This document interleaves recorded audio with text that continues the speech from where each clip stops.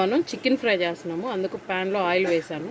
ఇది ఫారం కోడి, ఇది ఉడకబెట్టి పెట్టాను. కొంచెం ఆవాలు జీలకర్ర, అందులో 1 స్పూన్ అల్లం పేస్ట్, ముందుగా ఉడకబెట్టిన ఫారం కోడి వేసేసాను.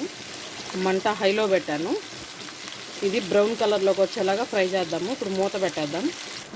గోల్డెన్ బ్రౌన్ వచ్చింది చూడండి, ఇంకా ఫ్రై అవ్వాలి. ఇది ఇంకా బ్రౌన్ రావాలి. చికెన్ ఫ్రైలో కరివేపాకు వేసేద్దాం. చికెన్ ఫ్రైకి కరివేపాకు ఫ్లేవర్ చాలా బాగుంటుంది. చికెన్ మసాలా, గరం మసాలా, కారం, పసుపు, ధనియా పౌడర్ ఇదంతా దాంట్లో వేసేద్దాం. చికెన్ ఫ్రైలో కొంచెం సాల్ట్ కూడా వేసేసి ఇదంతా బాగా మిక్స్ చేయాలి. మన చికెన్ ఫ్రై రెడీ అయిపోయింది. నా ప్రాసెస్ మీకు కానీ నచ్చితే లైక్ చేయండి, షేర్ చేయండి. ప్లీజ్ సబ్స్క్రైబ్ చేసుకోవచ్చు కదా.